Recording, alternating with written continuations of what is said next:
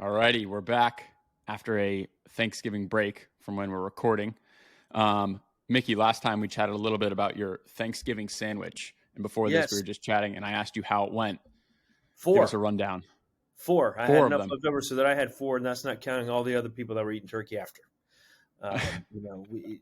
We go big or we go home. Thanksgiving we go big at home because Yeah. we don't really go anywhere, and we have a big turkey. So I had lots of Yeah. leftovers. I got 4 sandwiches out of it. I will say by the end it was a little bit of heartburn. Piping in there, as you get older. Over what duration are you eating 4 4 Thanksgiving sandwiches? Uh, A day? 3 five to days? six, A 5 to week? 6, no, 5 to 6 days. Well, if it's Okay, so home you're having cooked one almost food, every we will day. keep home cooked food for 6 days and then we're done. And I would say, All right. you know what? No, let's rephrase that because Thanksgiving was last week, right? Right? I'm Yeah. not forgetting that. Yep. Yep. So it was over like Thursday, Friday, Saturday, Sunday, 4 days because I left home to go out of town for a conference on Tuesday. So 4 days, 4 sandwiches. I So slept a one a lot. day. I Nice. slept a lot. Turkey Balanced helped me diet. sleep. Caught up on all my sleep. So yeah, Yeah. Well, that's the point of the holidays. Get some time off. yeah. Love it. And I think Awesome. Well, my wife did tell me over while we were away. She's like, she's not had chicken or turkey since, and doesn't have any plan to have either. yeah. She's had enough bird for a while, and so I think when I get home, there's going to Yeah. be some Yeah. beef Can't stew blame her. and all kinds of other proteins besides Yeah. that of the bird. So, all right, well, let's get started. Yeah. What I are we was gonna talking say, about I today? don't think cooked turkey is a good. Let's go into chatbots. We had talked last episode, I believe we talked about texting, or maybe that was 2 episodes ago. We talked a lot about texting and personalizing texting. And I think Yes. a similar one is chatbots. It's a little bit different. You don't need to acquire a phone number. It's not as kind of personal of a connection, but it is super important. It's something that can work for you if you set it up that way. So I think going through chatbots, maybe when you're looking at a chatbot, what should you be looking out for prior to even thinking through, what tool are we going to use? What's our strategy? Where are we going to put it on the site? Those are all things that are kind of after the fact, but you got to start out looking for a tool that has certain specifications, features, et cetera. What are some core ones in higher ed that people should be looking at? Well, I like first to have some that have machine learning to it so that it can start to learn. You have the capability so when it presents an answer, the receiver of that answer or information can say, yes, this was helpful or not. So it knows how to learn what's helpful or not. And that it can also maybe help identify, here's some other potential questions or keywords that you should have answers for. I think those are 2 things that, I guess machine learning, but machine learning so that it can help improve its own answers, but also identify for you other topics that you should be included in there. I think that's really important. The other gets missed. You talked about you want it to work for you. And we know what that means. And it's just so happened I made a post on LinkedIn yesterday. It says, because I've heard this twice in just over 2 weeks now, my CRM's not working for me. Well, first, this was my post on LinkedIn, so I'm replicating it if you saw that post. Being Captain Obvious, it's not a person. It doesn't work for you. It just works. And if it works well or not is not on the tool. It's on the people who set it up to do the work. Because as anything in technology, it does what it is told to do. And if it's not working for you, someone didn't tell it to do the right thing. And so that's tech. So when it comes to chat, if you want it to quote unquote work for you, that means you have other ideas of what it's going to do to help support you. And where I'm going with this is this: if it doesn't connect to your CRM and you're not bringing that data into CRM, you're losing. You're losing. What are you losing? Yeah. Value. You're losing students. A lot information, data. As you grow and expand what you do and how you do it from an enrollment management and enrollment marketing perspective, you need data to do it. Chatbot, one of the best returns you're going to get from it is the data you can get from someone that you can know and understand, whether it's for that specific person to recruit them and nurture them and give them the information they need, or just to understand in general, what information do students want? What do they need? And I'm, throwing this out thinking more specifically about admissions, but chatbot functionality goes beyond that. It can go for other departments beyond admissions. It can go to the registrar's office. It can go to financial aid. And that, I know financial aid folks are probably cringing if they're listening to that, because I don't know that we're already in this world for a lot of financial aid bots, but Yeah. it exists. I'm just saying now it exists. Student support, advising, those types of bots. That's there's research out there showing that students are more aware of bots and what they can do, and look forward to using them more in higher education. Now I'm in a hotel room, Yeah. fanciful curtain over here. And it's because I'm at a conference, and I was just in a session yesterday at a conference listening to some folks at a university talking that have not bots, but they have live chat. And one of the things they did talk about was the live chat for their purpose was not really used much by the students. Now, this particular unit focuses on grad online. But what they said they found was that traditional admissions saw great increases in the number, increases in the number of students adopting and using chat, live chat, and reduction in the amount of emails coming in because of it. And so, yeah. And the other thing I would say about bots, the way these are going to work is you're going to give a bot X number of questions that you might be asked, and give it a scripted answer to provide to that question. And when we talk about machine learning, machines trying to learn when the student gives us this question, is it equal to this question that we've input into it? If not, does it try a different question? And so that it can start to interpret the words and phrases and key terms that students input to match to the right question that it's been given. But when we think about giving that initial set of questions, some schools are already good and have a great set of questions, but a great set of questions isn't 10, and it's really not 20. A great starting point might be 50 at a minimum. But one of the greatest values you're going to get from live chat, and I would say the same thing with live chat with bots, it needs to be in the CRM. Because there are companies that are selling it out there that don't connect to the CRM, and that gives you ability to answer students' questions, but you can't collect data really on that very well. But once you see the live chat, you see what questions are being asked. Once you see the questions that are being asked, and you can collect it in an email or in phone calls or other conversations, you can start, but chat can help really put that in a text format where you can copy and paste it. But you can start to see the questions and the answer, and you'll know the answers you can put it to, but that's how you can start to grow that list. So, there's chat, there's bots, there's live chat bots. I think they can go hand in hand. They're not required to be hand in hand. Some schools aren't staffed for it. And that's understandable, but there is value you can gain from starting with a live chat to move to a chat bot if you don't already have your questions. And if you don't take the time to build out your set of questions, and by the way, there are some companies out there with bots that actually will come with a set of questions for you, a large set to get you started. And I think that that's part of what you think about when you're looking at a bot for you. But starting with that larger set, then it becomes valuable, because what will happen if you only start with 20 questions, it's not going to provide any real value to students. And it'll provide not. But I think what schools can do. Go ahead. Yeah, what schools can do pretty easily, and what I think most schools have is, an FAQ page with a lot of kind of those core questions that you're being asked. I think pretty much every school has one that, again, they're not super exhaustive, but there's a good amount there.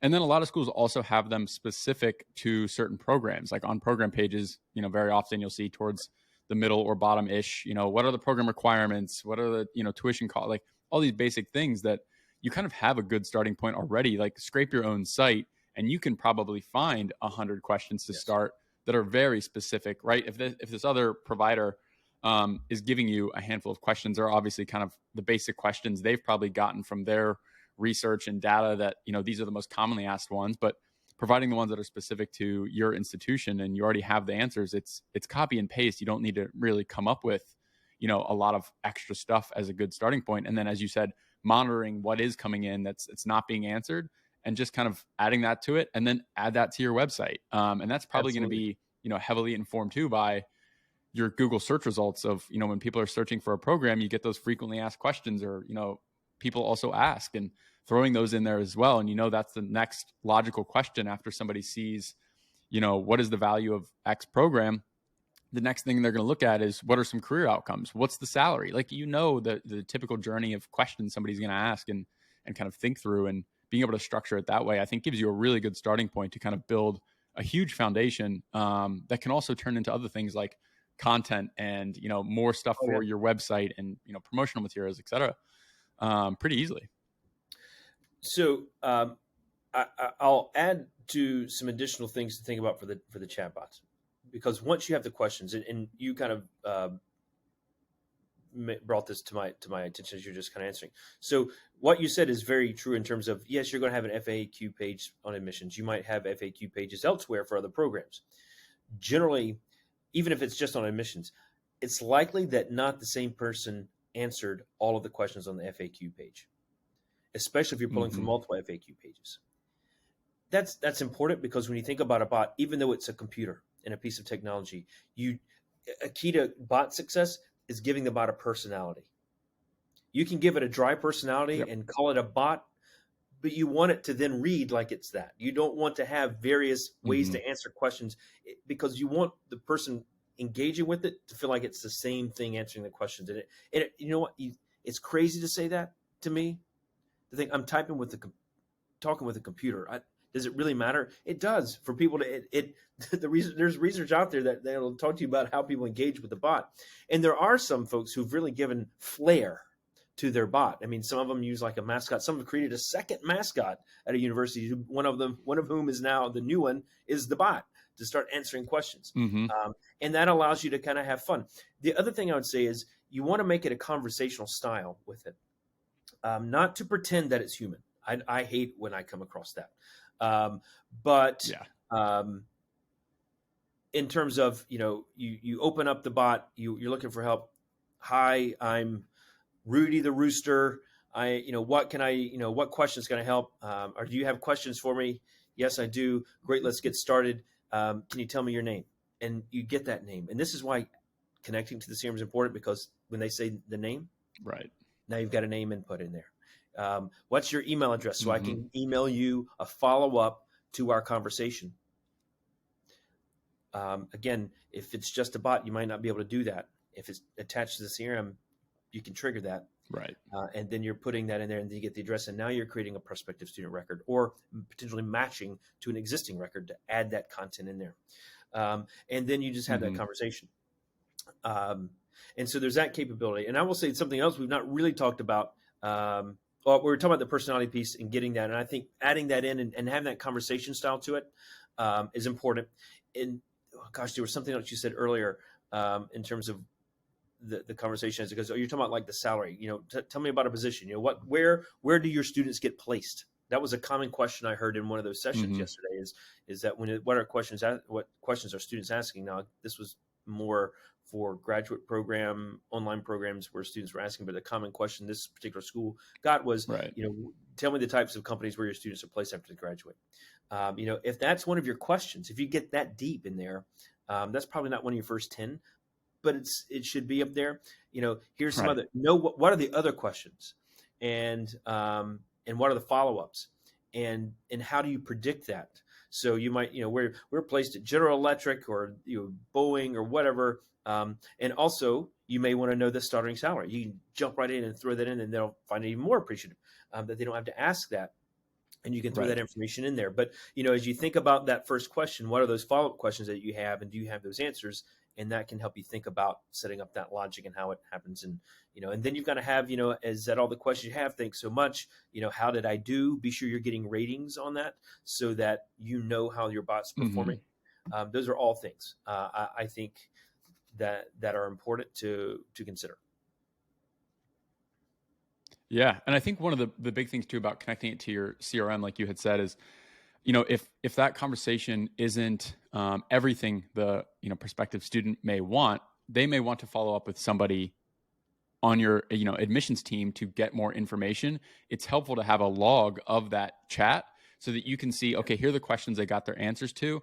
here are the things they seem to be seeing. This was the hang up point, right? They asked this question, the bot couldn't answer it, and now they're scheduling a meeting with me. You don't need to repeat the answers to the 5 questions they already got, right? You can kind of jump right in and really, be efficient with your time, answer the students' questions directly, and kind of take it from there, rather than having to kind of start over with a, hey, let's do this whole spiel again that you already did on this call, which I think is super valuable. But some tools are limited and they only pass through actual data, and they're not logging the entire conversation. But I think the ones that log those conversations are the way to go. That's Are so very, incredibly very helpful, helpful, and have it's it. just a really Yes. good repository.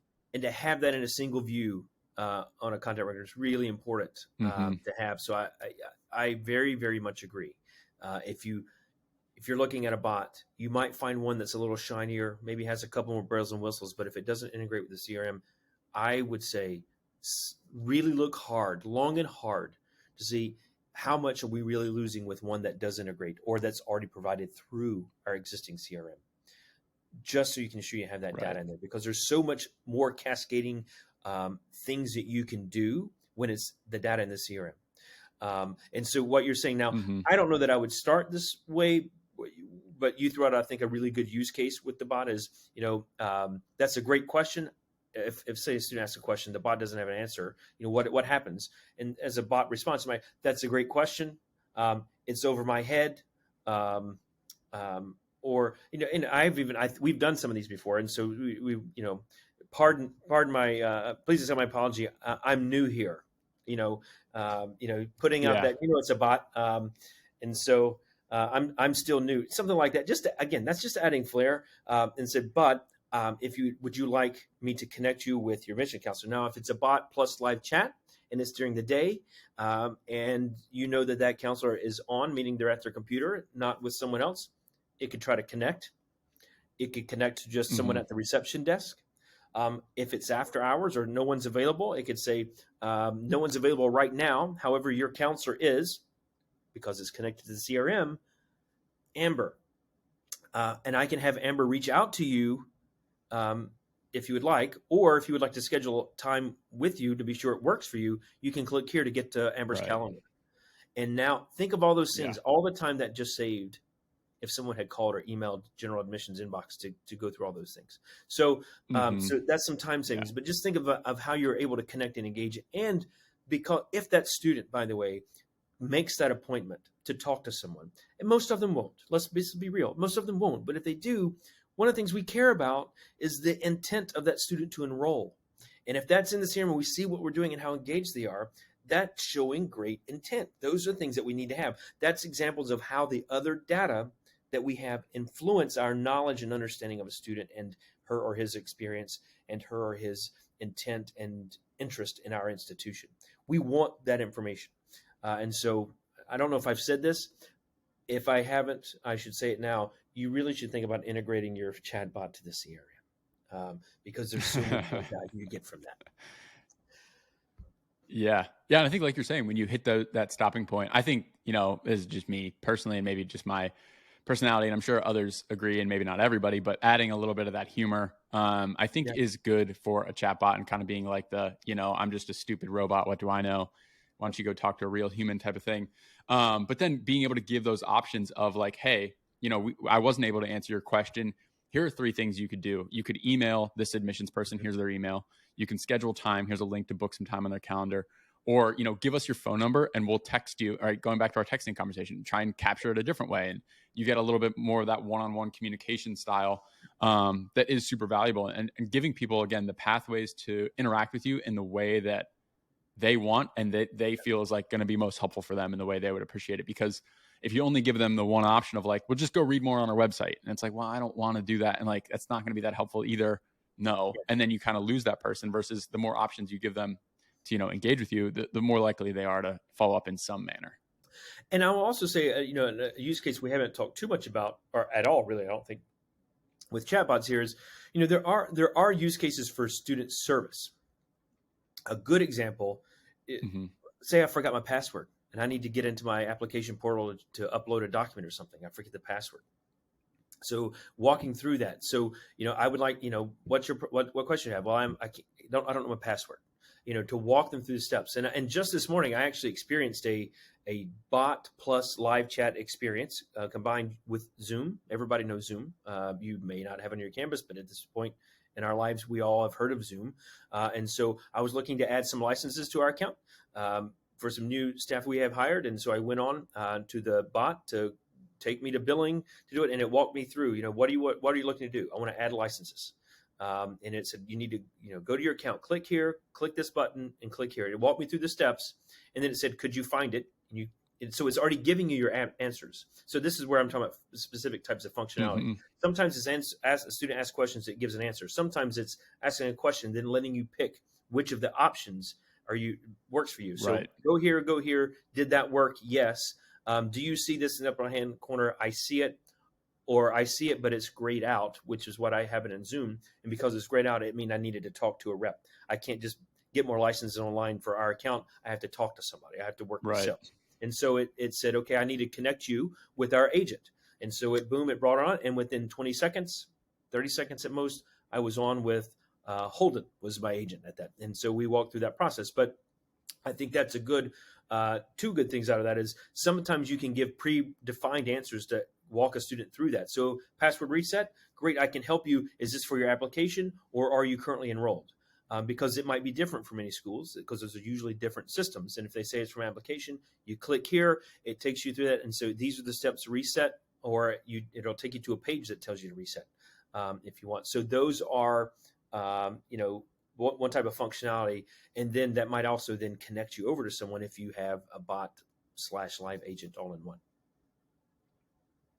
Yeah. I think those, I don't know how exactly they refer to them, but like the multiple choice style where there's, Yes. kind of four and you're selecting a pathway basically. Yes. Yep. Are super helpful, particularly in the beginning too, because then you can get a sense for, what pathways are people going down, where are they getting stuck. I think it's good for like formatting the structure of your chatbot originally before you expand too much and invest tons of time into it.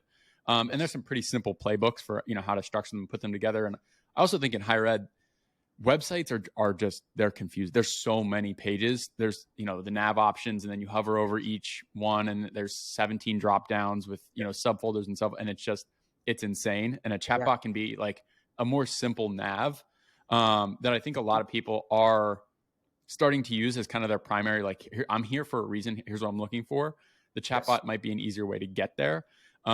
Depending on the format and structure of it, and then allowing that to serve as, again, your kind of basis for the, rev 2 of your chatbot, where you implement things like, typing in your own question or, diverting over to live chat when that becomes a thing.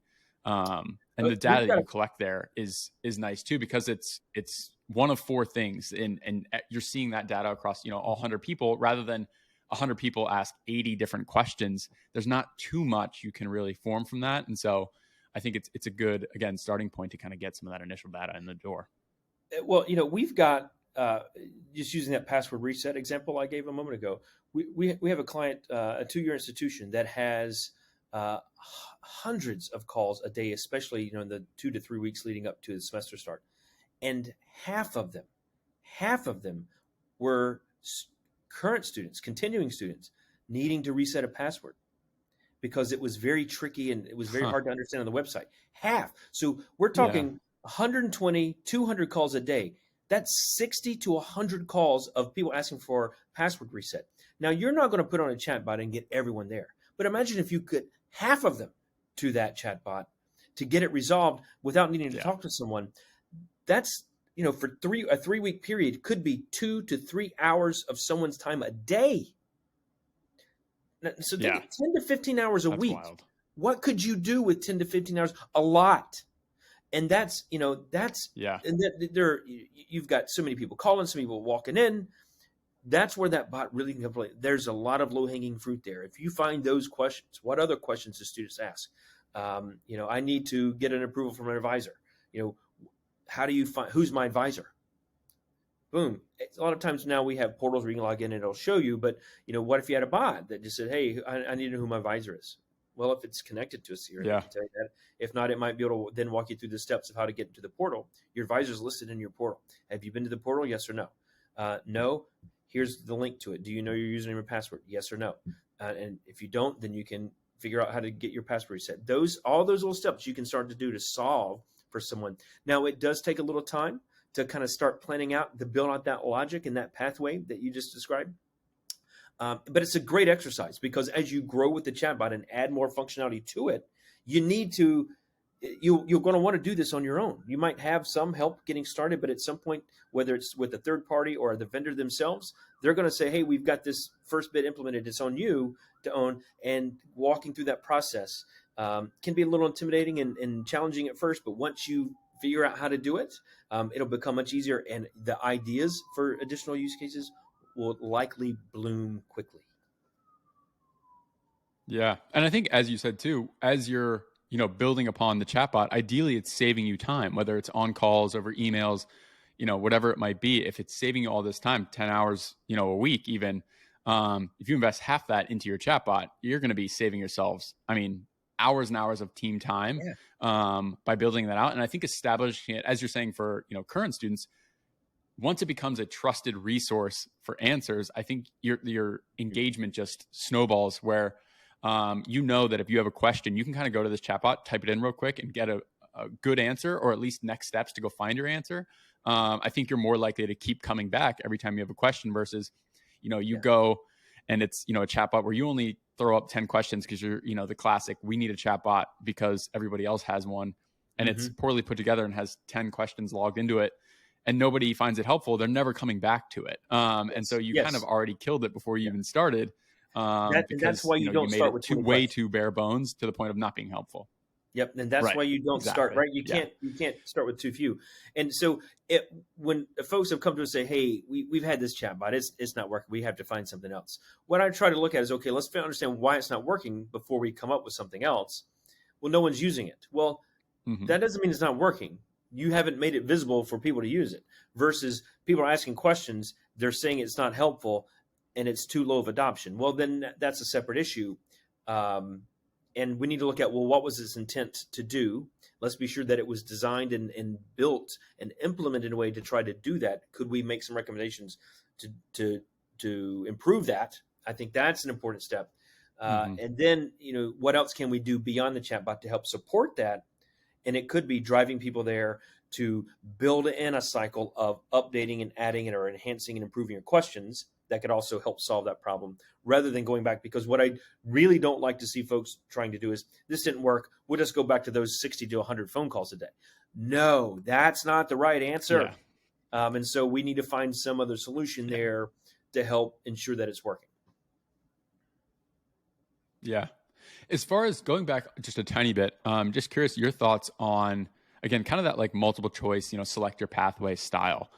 How many options should schools be adding for each of those things? So, at the entry point, maybe you have 4 high level things that kind of help people drill down into a category. And then there's 4 to 5 more options. Or should there be 10 options? How much is maybe too much? And what's a good number there when thinking about, what options people have at selecting kind of that next pathway? I would say 2 to 3 and no more than 4. Yeah. You want to make it kind of split. If you have 7 options, so when you think of splitting 2 ways, you've got 2 options. If you give 7 options, now you've got to split it 7 ways. That's a lot more challenging to kind of build out. Right. And so if you don't know how to narrow it down to 7, to go from 7 to 2, the question you're asking that gives you those 7 is the wrong question. Go back.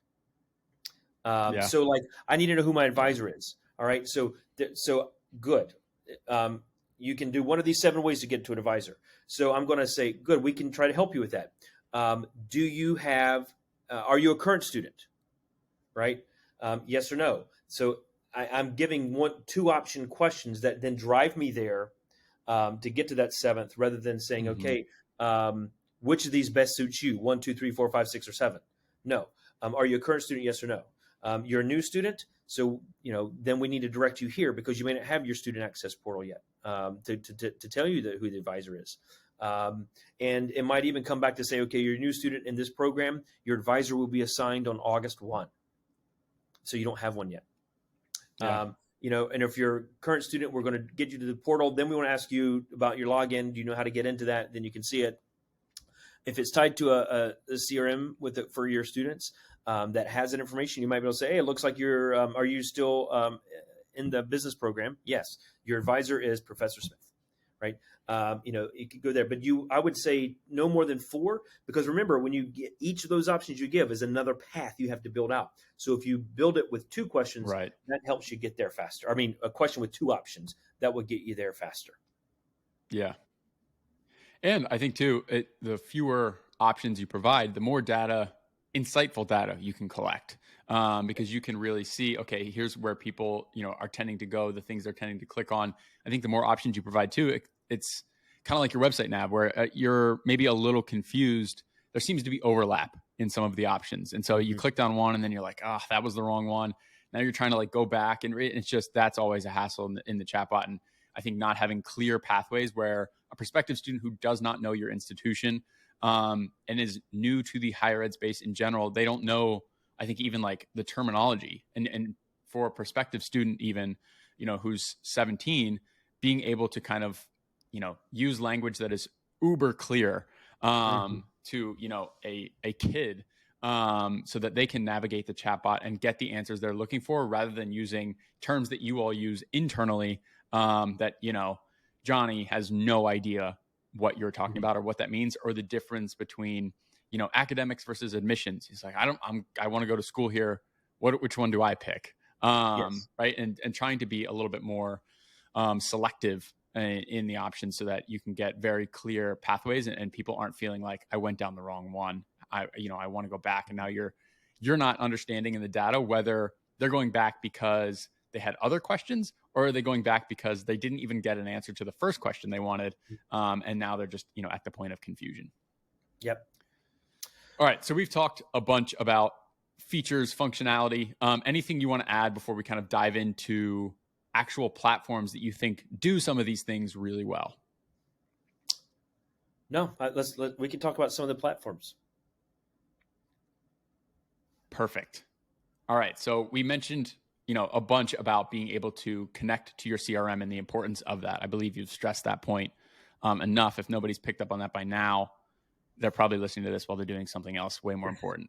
What do you think are a couple tools that, again, connect to your CRM, are powerful enough to allow you to kind of start maybe a little more basic, learn, and then grow within the same platform, rather than having to kind of migrate everything over to a more sophisticated one?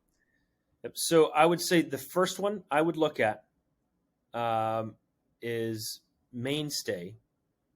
It used to be AdmitHub. Uh, I think they were one of the early ones to the Mm-hmm. market for admissions in higher ed specifically.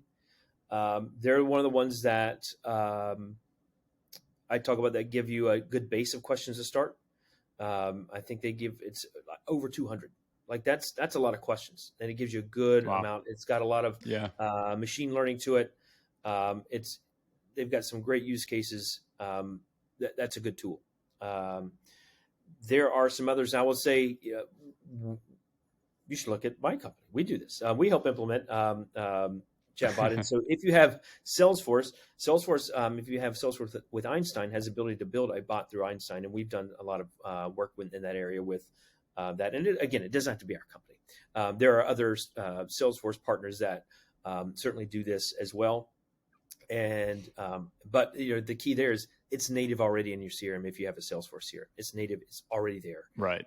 And I Yeah, and I think that's nice. depending upon your license type, it may not actually cost you anything for the technology itself. If you use a partner to build it out, you there would be a fee there, obviously. And I would say Mm-hmm. if you're already savvy enough in the system, you probably could learn to enough to get it started yourself. You might want a partner to guide you, and that would save you some dollars on that. But I can tell you, when I was first looking at them, I spent maybe a day, and I was able to build out a bot with 20 questions. Now, I might spend a little more time than Nice. some people in the CRM, but it's not. I want to give you an idea of the time it takes. I would say, aside from that, Ocelot, good company that has some education focus with the bot, and this is a new one. I've not tested it, but it does have an education focus. It's called Com 100. So it's something that's on my radar to kind Hmm. of look into and learn more about. So that's 4. There's 4 ideas and places to start. I'm not suggesting any of them over the others.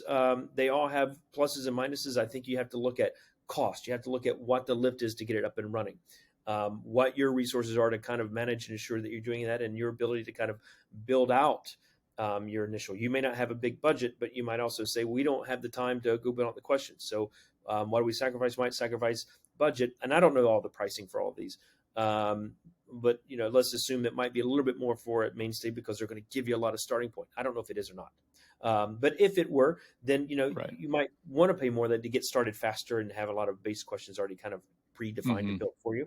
I know if we were working with a client, I think we do not come in with 200. We probably come in around 50, and then we're at the school to kind of build out at least 25 more, but maybe up to 50 more to get started.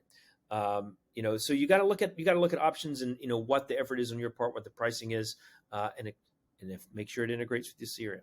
Just going to say that out. Yeah, and I think one of the big things too is, I think one of the big things too is making sure that ideally someone in marketing / admissions can be the one to build it. I think sometimes we've run into a couple schools where Chatbot sounds like it's IT. It is not IT. And you want a platform that ideally you can build out and understand the flow and structure of. It's only going to be helpful for you as you're, again, going through that data collection, using it, growing and expanding it as well, as we've chatted out a bunch. And I think that's, another thing to look at in a platform is what's one that that fits your needs today, but what if you want to grow it and expand? What if it works really well and you want to now move into, using live chat? Can you do that? How many do you have to pay for seats? And I think there's a lot of other things to look into as far as features and functionality that to make sure that you can scale it and not think about this will serve our needs today. And that's all we'll ever need is 50 questions and answers. And that will do wonders for us. That's, the wrong way to think about it. And I think those are some core things just to ponder as you're browsing different tools. Yep. One thing I would add there is you're talking about who builds it, who maintains it. You have to have admissions involved. You might be a school that uses IT to help build it out. But if you do that, this is the thing, and this is where you go in the chain. They shouldn't be coming up with the questions and writing the answers. That's not on IT. Right. That could be admissions. It also could be marketing or enrollment marketing if you separate those two functions out. But, marketing is generally good with communication. I want somebody good with communication to help you think this through. Even if they don't write it, they help advise and guide you through it.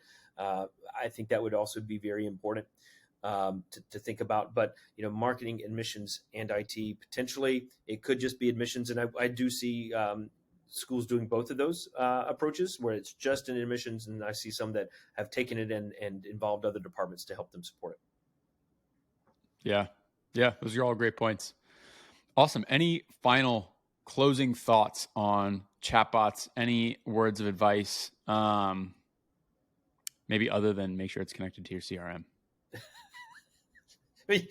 Have I beaten that one too many times? I think the horse is dead.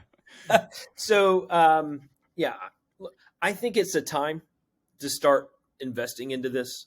I am seeing more schools ask us about it and that are really looking into it for themselves. So I think it's time, if you've not looked at them, to at least start to look to see how it could be used, if it's appropriate for you now.